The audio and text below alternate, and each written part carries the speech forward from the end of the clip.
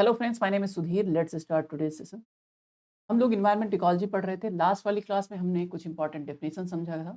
Environment, habitat और ecosystem में क्या डिफरेंस है, उसको समझने की कोशिश करी थी लास्ट वाली क्लास।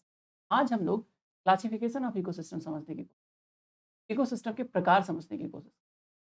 चलिए स्टार्ट करते हैं। आपको हिस्ट्री एंड कल्चर की क्लासेस लेनी है तो अनअकैडमी पर अभिषेक श्रीवास्तव सर की क्लासेस ले सकते हैं। डिटेल जानकारी आपको डिस्क्रिप्शन में मिल जाएगा। आप एक कूपन कोड यूज़ कर सकते हैं TT100, ताकि आपको मैक्सिमम डिस्काउंट अवेल हो सके अनअकैडमी के कोर्सेज पे। ओके, चलिए। तो कल की क्लास में हमने सीखा था हैबिटेट क्या होता है, इन्वायरमेंट क्या होता है, इकोसिस्टम क्या होता है और तीनों में क्या डिफरेंस है। इन्वायरमेंट और हैबिटेट में क्या डिफरेंस है, ये चीज़ें हमने समझने की कोशिश करी थी कल की क्लास में। अगर आपने नहीं देखा तो पार्ट 3 ज़रूर देखिए। आज हम वहीं से स्टार्ट करेंगे। एक चीज़ और सीख लेते हैं, एक टर्म है इकोलॉजी, जो आगे हमें काम लगेगा। इसको समझ लेते हैं यहीं पर, इसको और डिटेल से समझेंगे। थोड़ा-सा जैसे-जैसे क्लासेस आगे बढ़ेंगी, हम इकोलॉजी को और अच्छे से एकदम इसकी जो परत दर परत जानकारी है, इन बिटवीन द लाइन जाने की कोशिश करेंगे इसके। बट अभी फ़िलहाल एक सुपरफिशियल लेवल पे समझ लेते हैं इकोलॉजी क्या चीज़ होती है। इकोलॉजी एक साइंस है, जैसे बायोलॉजी है। तो बायोलॉजी देखते हैं, बायोलॉजी क्या है? जीव की फिजिकल, एनिमल्स हैं, उनके फिजिकल जो स्ट्रक्चर है उसको समझाने का काम कौन करता है? बायोलॉजी करता है। उसी प्रकार इकोलॉजी क्या करता है? इकोलॉजी आपके जो बायोटिक फैक्टर हैं, ऑर्गेनिज्म का जो बायोटिक फैक्टर है या अबायोटिक फैक्टर है। ऑर्गेनिज्म है तो बायोटिक फैक्टर या अबायोटिक फैक्टर, जो आपस में इंटरैक्ट कर रहे हैं, उसको समझाने का काम किसका है? इकोलॉजी का। इकोलॉजी पढ़ाता है, बताता है, समझाता है, सिखाता है कि इनके बीच में इंटरैक्शन क्यों हो रहा है? अगर हो रहा है तो इसका परिणाम क्या होगा? किसी के बीच में इंटरैक्शन नहीं हो पा रहा है, पहले होता था तो उसका क्या परिणाम होगा? ये सब समझाने का काम किसका है? इकोलॉजी। इकोलॉजी बेसिकली एक सब्जेक्ट है, एक साइंस है, एक विषय है, जो अध्ययन करता है किसके बीच? बायोटिक बायोटिक फैक्टर्स के बीच इंटरैक्शन, बायोटिक अबायोटिक फैक्टर्स के बीच में जो इंटरैक्शन करवाने का काम है, समझाने का काम है कि क्यों हो रहा है, इकोसिस्टम कैसे फॉर्म हुआ, एनवायरनमेंट कैसे फॉर्म हो रहा है, ये सब बताने का काम इकोलॉजी का है। इकोलॉजी इज अ साइंस जो बताता है कि इकोसिस्टम कैसे बना, एनवायरनमेंट कैसे बना। इकोसिस्टम क्या चीज़ होता है ये मैंने पहले बताया। क्या चीज़ होता है इकोसिस्टम? कल की क्लास में हमने सीखा था। इकोसिस्टम क्या होता है? Ecosystem actually functional unit, functional unit of nature, जहां पे क्या होता है, जीव अपना डे टू डे का कार्य परफॉर्म करता है। जैसे कि मैंने आपको कल बताया था जेठालाल के सिनेरियो में, जेठालाल का फंक्शनल यूनिट कहाँ है, कहाँ पे जेठालाल अपना पूरा जाके दिनचर्या करता है, वो है गड़ा इलेक्ट्रॉनिक्स। ठीक है, तो गड़ा इलेक्ट्रॉनिक्स क्या हो जाएगा? फंक्शनल यूनिट, जहाँ पे जाते हैं, सामान बेचते हैं, कस्टमर से इंटरेक्ट करते हैं जेठालाल। तो functional unit of nature, functional unit जहाँ पे जेठालाल जाके इंटरेक्ट करते हैं, उसको बोल देते हैं क्या? इकोसिस्टम। हैबिटेट क्या होता है? जहाँ पे जेठालाल रहते हैं उसको बोल देते हैं हैबिटेट। एड्रेस, कहाँ पे रहते हैं? गोकुल धाम सोसाइटी। ठीक है, तो कुल मिला के कहने का मतलब है जहाँ पे जीव रहे वो हो गया हैबिटेट, जहाँ पे फंक्शन करे इकोसिस्टम। हैबिटेट इकोसिस्टम के अंतर्गत आता है। ये नहीं कह सकते एक हैबिटेट के अंदर ये इकोसिस्टम है। इकोसिस्टम के अंदर यानी इकोसिस्टम बड़ा गोला और हैबिटेट छोटा गोला, यानी एक इकोसिस्टम में कई सारे हैबिटेट हो सकते हैं। ठीक है, गोकुल धाम सोसाइटी में बहुत सारे अलग अलग जीव रह सकते हैं। चलो आ जाओ, आगे बढ़ते हैं। तो ये एक बात हो गई, इकोलॉजी क्या होता है समझा दिया मैंने लेमैन टर्म में। जब समझ में आया अच्छी बात है, नहीं समझ में आया कमेंट सेक्शन में ज़रूर बताइए। ओके, अब आते हैं हम लोग इकोसिस्टम के। ये सब चीज़ें हमने कल वाली क्लास में पढ़ ली थी कि कैसे न्यूट्रिशन साइकिल, एनर्जी फ्लो क्यों ज़रूरी होता है, भागा भाई को क्यों ज़रूरत होती है एनर्जी का, क्यों न्यूट्रिशन साइकिल बिगड़ जाएगा अगर भागा भाई नहीं रहेंगे। तो चीज़ें हमने कल समझ ली थी। अब वहीं से क्लास आगे बढ़ाते हैं, टाइप ऑफ इकोसिस्टम समझने की कोशिश करते हैं, इकोसिस्टम के प्रकार समझने की कोशिश करते हैं। ठीक है, बहुत अच्छा सब्जेक्ट है, बहुत अच्छा टॉपिक है, बहुत ध्यान से समझने की कोशिश कीजिएगा। चलिए चलिए, तो टाइप ऑफ इकोसिस्टम की बात करें तो 3 प्रकार के इकोसिस्टम अभी फिलहाल मेजरली 2 तरीके के होते हैं। एक होता है टेरेस्ट्रियल और दूसरा होता है एक्वेटिक इकोसिस्टम, यानी कि एक जगह देखो रहने का 2 जगह। अब बताओ कहीं तीसरी जगह रह सकते हो फिलहाल के लिए। अब अलग बात है कि कोई कह दे कि स्पेस में भी रह रहे हैं हम। ठीक है, ठीक है, वो अभी बाद की बात है। अभी 2 प्रकार की जो है स्थल, 2 प्रकार की जगह है जहाँ पे इकोसिस्टम बन सकता है, जहाँ पे कोई ऑर्गेनिज्म जाके अपना डे टू डे का काम परफॉर्म करता है। 2 ही जगह। पहला जगह है टेरेस्ट्रियल यानी स्थल पे, माफ कीजिए, स्थलीय। ठीक है? और दूसरा जो जगह है वो एक्वेटिक, यानी कि समुद्री या जलीय, समुद्री या जलीय, ठीक है? 2 प्रकार की जगह पे कोई ऐसा तो नहीं कह सकता कि हाँ, कोई ऑर्गेनिज्म है जो नेचुरली जाके स्पेस में अपना डे टू डे का काम परफॉर्म करता है। हमने डेवलप करी है चीज़, बट ऐसा नहीं है कि वो अपना डे टू डे का काम जाके वो परफॉर्म करता है, ठीक है? तो वो ह्यूमन मेड है और उसको इसमें जो है क्लासिफाई नहीं करेंगे, ठीक है? नेचुरल चीज़ों पे जाएँगे। तो टेरेस्टेरियल जो है, टेरेस्टेरियल इकोसिस्टम क्या है? एक टेरेस्टेरियल इकोसिस्टम है, एक एक्वेटिक इकोसिस्टम है। और तीसरा टाइप का जो इकोसिस्टम को क्लासिफाई कर सकते हैं, वो है ह्यूमन। तो इन दोनों को कह सकते हैं हम ये दोनों इकोसिस्टम जो बनाए गए हैं जहाँ पे ऑर्गेनिज्म अपना डे टू डे का काम परफॉर्म करते हैं, उसको बोल सकते हैं हम कि ये नेचुरल है। आप कीजिए इसको थोड़ा-सा इरेज़ कर, इनको इन दोनों को ले लीजिए, तो बोल देंगे कि आप नेचुरल नेचुरल इकोसिस्टम, ठीक है? Natural ecosystem, terrestrial and aquatic, ठीक है? समुद्र भी नेचुरल है, स्थल भी नेचुरल है। तो नेचुरल इकोसिस्टम की बात करें तो ये 2 हो गए। अगर बात करें कि मैन मेड या ह्यूमन ने जो बनाया, ह्यूमन ने जो बनाया, ह्यूमन ने क्या बना दिया? ह्यूमन मेड इकोसिस्टम का एग्जांपल है, आप देख लीजिए, क्रॉप फील्ड, हमने खेत उपजाया, खुद से तो खेत उपजा नहीं, हमने खेत उपजाया, हमने जुताई की, बुआई की, उसके बाद क्रॉप फील्ड बना। क्रॉप फील्ड में रह के भी केचुए अपने क्या करते हैं? डे टू डे का काम परफॉर्म करते हैं। तो उनका इकोसिस्टम क्रॉप फील्ड नहीं होगा। एक्वेरियम, मछली नेचुरली तो एक्वेरियम में रहती नहीं, एक पर्टिकुलर जगह लिया, पानी भर दिया, न्यूट्रिशन डाल दिया, मछली डाल दी, लो अपना डे टू डे का काम परफॉर्म करती है, वो भी रिप्रोडक्शन करती रहती हैं, जिंदा रहती हैं, सांस लेती हैं। बट क्या वो नेचुरली था बना? नहीं था। एक्वेरियम नेचुरली नहीं था, ठीक है? एक्वेरियम का एक आध दो एक्वेरियम आप लोगों से बहुत लोगों को पता होगा, नहीं पता है तो मैं बताता हूँ। देखो, ये देखिए आपके स्क्रीन के सामने जो दिख रहा है, ये एक्वेरियम का एग्जाम्पल है। कोई भी उठा के देख लीजिए, ये देख लीजिए, ये देख लीजिए, ये सब एक्वेरियम है, ठीक है? तो इस टाइप के यहाँ पे भी तो अपना डे टू डे का काम परफॉर्म करती हैं। इकोसिस्टम तो बना, बट ह्यूमन मेड बना, ये कहने का मतलब था। तो आई होप इतनी बात समझ में आई होगी। अब आते हैं नेचुरल इकोसिस्टम पे। देखो नेचुरल इकोसिस्टम में देखो, फॉरेस्ट भी बहुत सारे जीव जंतुओं का रहने का जगह है जहाँ पे वो डे टू डे का काम परफॉर्म करते हैं। बर्ड्स, बहुत सिंपल से एग्जांपल्स है। स्क्वेरल, गिलहरी अपना डे टू डे का काम परफॉर्म करती है, ठीक है? तो फॉरेस्ट हो गया, ग्रासलैंड हो गया, बहुत सारे जीव जंतुओं का अपना डे टू डे का काम परफॉर्म करते हैं, ये भी एक इकोसिस्टम फंक्शनल यूनिट है, जहाँ पे जाके घास चरती हैं, अपना जो भी चीज़ें होती हैं। ग्रासलैंड एक प्रकार का जो है टेरेस्टेरियल एक नेचुरल इकोसिस्टम हो। एक्वेटिक इकोसिस्टम की बात करें तो पॉन्ड, लेक एंड वेटलैंड, ये जो है एक्वेटिक इकोसिस्टम। याद रखना, एग्जाम्पल के तौर पे पूछ लेंगे कि बताओ वेटलैंड इकोसिस्टम किसके अंतर्गत आएगा? टेरेस्टेरियल या एक्वेटिक के अंदर?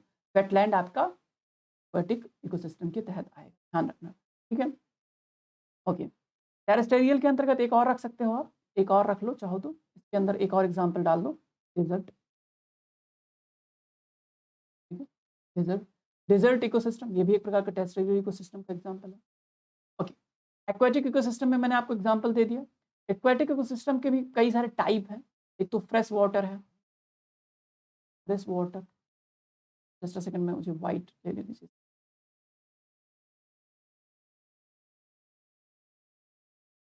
अगर मैं बात करूँ एक्वेटिक इकोसिस्टम की बात करूँ, एक तो फ्रेश वाटर, कुछ जीव जंतु जो फ्रेश वाटर में ही रह के अपना, बताइए एग्जांपल जो फ्रेश वाटर में ही रहते हो, फ्रेश वाटर इकोसिस्टम।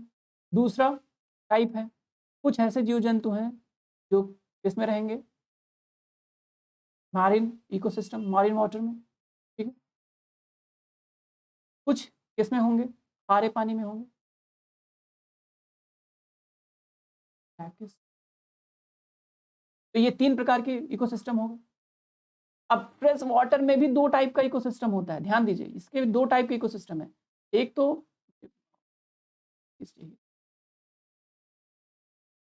है नहीं, ओके, अगर मैं इसको भी क्लासिफाई करूँ तो 2 टाइप के होते हैं। फ्रेश वाटर को भी अगर क्लासिफाई करें, तो इरेज़ कर देते हैं। फ्रेश वाटर को अगर हम लोग क्लासिफाई करें, फ्रेश वाटर, तो इसके भी 2 टाइप हैं।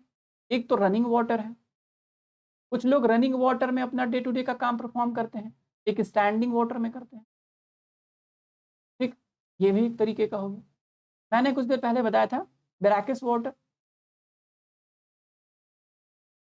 ब्रैकिश वाटर में 2 टाइप के होते हैं इकोसिस्टम, एक होता है मैंग्रोव इकोसिस्टम, कुछ जीव जंतु मैंग्रोव पे रहते हैं और मैंग्रोव वाली जगह पे ही अपना डे टू डे का काम परफॉर्म करते हैं, और एक होता है वेटलैंड, ठीक है? वेटलैंड या एस्चुरी वाला एरिया। क्या होता है एस्चुरी, आगे समझेंगे, ठीक है? एस्चुराइन एरिया, ठीक है? तो ये अलग-अलग टाइप के सब क्लासिफिकेशन मैंने आपको यहाँ पे बता दिया। आई होप कि ये चीज़ें अब आपको दिक्कत नहीं करेंगी, परेशान नहीं करेंगी। टाइप ऑफ इकोसिस्टम का मसला समाप्त होता है यहाँ पे, ठीक है? चलो, अब आगे बढ़ते हैं और कुछ इम्पोर्टेंट डेफिनेशन समझने की कोशिश करते हैं। थोड़ा-सा बहुत छोटी-छोटी चीज़ें समझ लेते हैं, ठीक है? जब हम बात करते हैं कि सबसे बड़ा क्या? सबसे बड़ा एनवायरनमेंट, सबसे बड़ा एनवायरनमेंट। अब एक-एक टर्म यहाँ पे दिया हुआ है, जस्ट अ सेकंड मेरा, ओके। अब यहाँ पे कुछ टर्म्स दिए हुए हैं जिसको मैं समझा देता हूँ क्या चीज़ होता है, ठीक है? सबसे पहले बायोस्फीयर क्या चीज़ होता है? देखो, एक जीव, दूसरा जीव, तीसरा जीव, चौथा जीव, ऐसे-ऐसे सो ऑन इनफाइनाइट जीव। जो लिविंग ऑर्गेनिज़्म हैं, जितने भी लिविंग हैं, ठीक है? जितने भी लिविंग हैं, ठीक है? वो ऐसी जगह पे रहेंगे जहाँ पर उनको ऑक्सीजन मिले, जहाँ पे उनको फूड मिले, ठीक है? ऐसी जगह पे रहेंगे, वरना मर जाएँगे। कोई भी जीव, कोई भी लिविंग ऑर्गेनिज़्म, कोई भी बायोटिक फैक्टर्स वहीं पे रहेंगे जहाँ पे उनको ऑक्सीजन मिले, जहाँ पे उनको फूड मिले, जहाँ पे वो डे टू डे का काम परफॉर्म कर सकें, उस वही जगह पे रहेंगे। तो अर्थ का ऐसा area, the region of the earth, जहाँ पर जो सपोर्ट करता हो, दैट सपोर्ट्स लाइफ, अर्थ का वो एरिया, पृथ्वी का वो एरिया, ठीक है? अब मैं अर्थ की बात कर रहा हूँ, ध्यान दीजिएगा, बायोस्फीयर की बात हो, बायोस्फीयर की बात हो रही है, ध्यान देना। ऐसा नहीं कि चांद के स्फीयर की बात हो रही है, मून स्फीयर या जो भी कह लो उसको, ठीक है? ऐसा नहीं हो रहा है, ठीक है? लूनार स्फीयर की बात नहीं हो रही है, बायोस्फीयर की बात हो रही है। ऐसा जगह, ऐसा रीजन जो लाइफ को सपोर्ट करती हो, जहाँ पे लाइफ सस्टेन कर सके, जहाँ लाइफ का डे टू डे का काम परफॉर्म कर सके, उसको बोलते हैं बायोस्फीयर।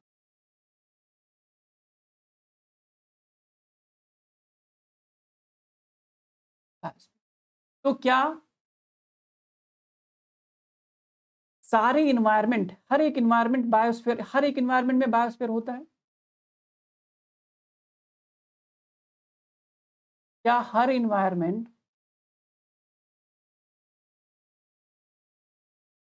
बायोस्फीयर होता है? गलत, नहीं। हर इन्वायरमेंट बायोस्फीयर नहीं हो सकता, लेकिन हर बायोस्फीयर एक इन्वायरमेंट में होगा, ये बात सही है। किसी ना किसी इन्वायरमेंट में होगा। जैसे मैंने आपको बताया था कि वोल्केनो का टिप, वोल्केनो के टिप पे लाइफ सस्टेन नहीं कर सकती, लाइफ सपोर्ट नहीं कर रहा है। लेकिन क्या ये एनवायरनमेंट नहीं है? हाँ, एनवायरनमेंट है। क्या ये एक बायोस्फीयर है? जी नहीं, ये बायोस्फीयर नहीं है। क्यों? क्योंकि यहाँ पे लाइफ सपोर्ट नहीं करेगी। ठीक है? डिफरेंस समझ में आया? नहीं समझ में आया कमेंट सेक्शन में बताना। बट देखो यार, यूट्यूब पे हैं चीज़ें, फ्री अवेलेबल है, एफर्ट लगा रहे हैं, इसका कोई हमको फाइनेंशियल या ऐसा कुछ खास मोटिव है नहीं, ठीक है? हम बस इतना कर रहे हैं कि कुछ चीज़ें फ्री ऑफ कॉस्ट आपके लिए प्रोवाइड की जाए, जो बेहतरीन क्वालिटी कंटेंट में हो। और इसके लिए आपका एक काम बनता है, वो है नीचे कमेंट सेक्शन में, ताकि मुझे मोटिवेशन मिले कि कोर्स को कंटिन्यू किया जाए। बात आती है बायोम की, ये बायोम क्या वाला है, ठीक है? बायोम क्या चीज़ होती है? तो बायोम बहुत सिंपल सी चीज़ है। जैसे मैंने आपको यहाँ पे बताया बायोस्फीयर, बायोस्फीयर एक बड़ा गोला हो गया। बायोस्फीयर मतलब जहाँ पे लाइफ सपोर्ट करती हो, लेकिन बायोम में कुछ पर्टिकुलर स्पीशीज़ ही जो है, जैसे टुंड्रा बायोम, टुंड्रा। तो टुंड्रा में वही रह पाएँगे जो बहुत ज़्यादा कम टेम्परेचर में रहते हो, जिनको टेम्परेचर सहने की आदत हो। तो ऐसे जैसे पोलर बियर का एग्ज़ाम्पल, वही लोग, तो उनका एक टुंड्रा बायोम होगा, टैगा बायोम होगा, इक्वेटोरियल रीजन का एक बायोम हो गया। बायोम हम लोग अलग ज्योग्राफी में आप पढ़ोगे, ठीक है? हम मैं थोड़ा-सा बताऊँगा आगे बायोम चल के। बट एक सिमिलर लाइफ़स्टाइल को फ़ॉलो करने वाले जीव-जंतु जब पर्टिकुलर रीजन में रहने लगते हैं, तो एक बायोम बन जाता है। तो अर्थ पे कितने तकरीबन 11 अलग-अलग टाइप के बायोम्स हैं।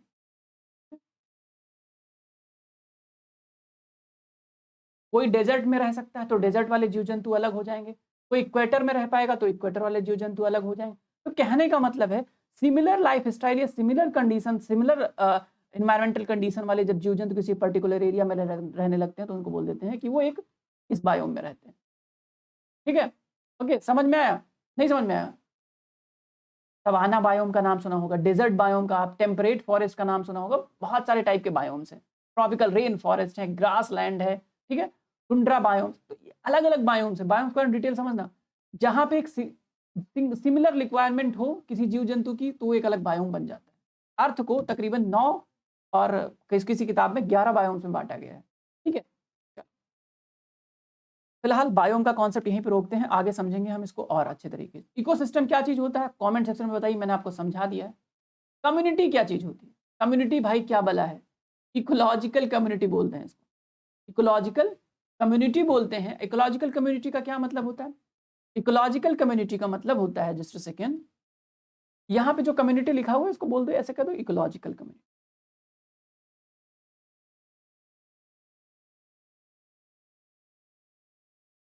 इकोलॉजिकल,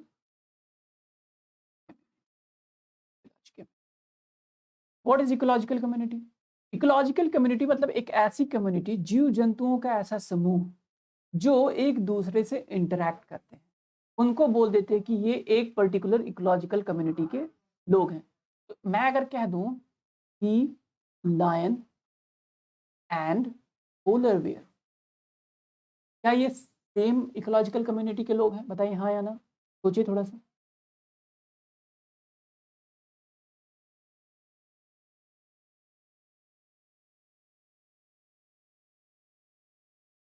सोचिए। बिल्कुल, आप कमेंट सेक्शन में जवाब दे सकते हैं, इसलिए मैंने आपको थोड़ा वक्त दिया है। तो जवाब है कि नहीं रह सकते हैं। क्यों नहीं रह सकते? इसलिए नहीं रह सकते हैं क्योंकि जहाँ पे लायन रहेगा उसकी ज़रूरतें अलग है, उसको टेम्परेचर सहने का क्षमता अलग है, उसको ज़्यादा टेम्परेचर में रहना बनता है। पोलर वाला कम टेम्परेचर में रहेगा, पोलर बियर टेम्परेचर कम में सह पाएगा।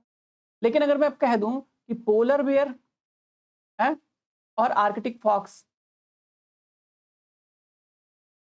क्या सेम कम्युनिटी में आएंगे इकोलॉजिकल? यस बिल्कुल, ये इनकी रिक्वायरमेंट सेम है, तो ये एक साथ आपस में रहेंगे। कम्युनिटी का डिफिनेशन क्या था कि इंटरैक्टिंग विथ ईच अदर, एक दूसरे के साथ इंटरैक्ट करते हैं, मतलब एक दूसरे पर डिपेंड करते हैं या एक दूसरे से फायदा उठाते हैं या एक दूसरे पर किसी तरीके से उनका जो है लाइफ साइकिल चलता है। जैसे शेर और बकरी साथ रहेंगे, बकरी शेर को, बकरी जो है शेर बकरी को खाएगा, बकरी घास खाएगी, तो ये साथ में रह सकते हैं। क्या देख रहे हो यहाँ पे, खरगोश बकरी साथ में रहेगी, हाँ बिल्कुल रहेगी, खरगोश बंदर साथ में रहेगा, बिल्कुल साथ में रहेगा, क्योंकि रिक्वायरमेंट सेम है। तो ये सिंगल एक सेम इकोलॉजिकल कम्युनिटी के आगे, तो कहने का मतलब है a community of organism, the definition will be क्या होगा, a community, a community of organism interacting with one another is called what is a community या इकोलॉजिकल कम्युनिटी। होप क्लियर हो गया होगा। पॉपुलेशन क्या होता है, सिंगल स्पीसीज, एक सिंगल प्रजाति ले लीजिए, ठीक है, सिंगल स्पीसीज के ढेर सारे जीव जंतु, पॉपुलेशन बन गया। ह्यूमन का पॉपुलेशन, चिड़िया का पॉपुलेशन, कुत्ते का पॉपुलेशन, बिल्ली का पॉपुलेशन, शेर का पॉपुलेशन। इंडिविजुअल का मतलब एक सिंगल जीव है, तो उसको इंडिविजुअल बोल देते हैं। ठीक है, बायोस्फीयर क्या चीज होता है, डिफाइन कर दिया मैंने। हैबिटेट क्या चीज, अब इसी में 2-3 डेफिनेशन और जोड़ लीजिए। हैबिटेट क्या होता है, हैबिटेट क्या होता है, एड्रेस ऑफ ऑर्गेनिज्म, जहां पे एक ऑर्गेनिज्म रहता है उसको हैबिटेट बोल देते हैं। ठीक है, इकोसिस्टम क्या होता है, इकोसिस्टम वहां पे जहां पे फंक्शन करते हैं या community of organism together with an in environment which they live, जहां पर वो रहते हैं और इंटरेक्ट करते हैं, सिस्टम बोल देते हैं। ठीक है, बायोडाइवर्सिटी क्या होती है, बायोडाइवर्सिटी क्या होती है, एक वर्ड और समझ लीजिए कि बायोडाइवर्सिटी क्या चीज होती है भाई। बहुत छोटे छोटे टर्म है, तो बहुत लोगों को पता ही नहीं होता ये सब चीज। बायोडाइवर्सिटी क्या होती है भाई, एक लाइन में डिफाइन करो, चलो बताओ। The flora and fauna, flora and fauna of a geographical, क्या इज कॉल्ड व्हाट, कहते हैं कि पादप और जीव एक पर्टिकुलर जियोग्राफिकल एरिया के जो होते हैं उनको बोल देते हैं बायोडाइवर्सिटी। ठीक है, यहाँ पे फला जगह का बायोडाइवर्सिटी में इतना पेड़ इतना पौधा इतना बायोडाइवर्सिटी हो, इतना पेड़ इतना जीव इतना बायोडाइवर्सिटी हो। कहते हैं कि वेस्टर्न घाट का बायोडाइवर्सिटी बहुत ज़्यादा है। कहने का क्या मतलब है कि वहाँ पे पेड़ पौधे ज़्यादा हैं, जीव जंतु ज़्यादा हैं। तो जो जीव जंतु मिलके एक फ्लोरा फौना जो एक जियोग्राफिकल एरिया में रहते हैं वो उनकी बायोडाइवर्सिटी को डिफाइन करते थे। कहते हैं ये बायोडाइवर्सिटी वाला रिच एरिया है, ये बायोडाइवर्सिटी में पुअर एरिया है।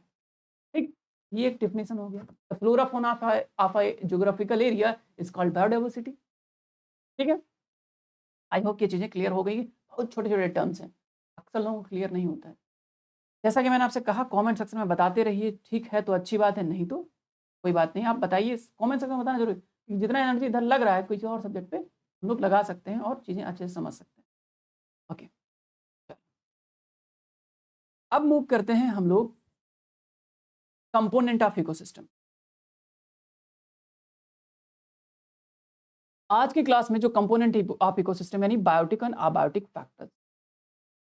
इकोसिस्टम के दो factor, biotic and abiotic. Biotic factors में कौन कौन से हैं? जिनमें लाइफ है, लाइफ या लिविंग। अबायोटिक फैक्टर्स में कौन? जिनमें लाइफ नहीं है।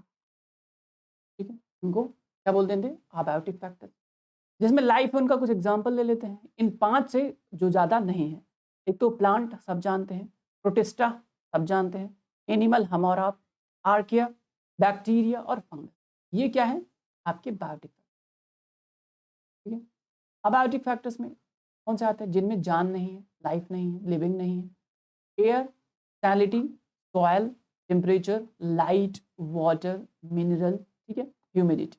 ये सब क्या है? ये सब अबायोटिक, इसमें लाइफ नहीं है। और ये बायोटिक फैक्टर अबायोटिक फैक्टर के साथ क्या करते हैं? इंटरैक्ट करते हैं। और इंटरैक्ट करके क्या बनाते हैं? इको,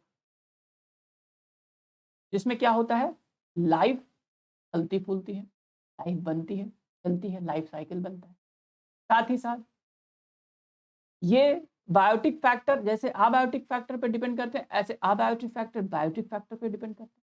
जैसे कि एयर में ऑक्सीजन की मात्रा, सल्फर की मात्रा मेंटेन रहे, इसलिए जीव मरते हैं और इनका डिकम्पोजिशन होता है। जब डिकम्पोजिशन होता है तो एयर में उसकी सांद्रता मेंटेन हो जाती है। तो biotic factor abiotic factor, abiotic factor biotic factor से जुड़े हुए हैं, कहने का मतलब। समझ गए? तो अभी हम लोग इस क्लास में यहीं पे रुकेंगे, रिमेनिंग चीज़ें कवर करेंगे हम लोग नेक्स्ट क्लास में। आप कमेंट सेक्शन में ज़रूर बताइए। Thank you so much for watching.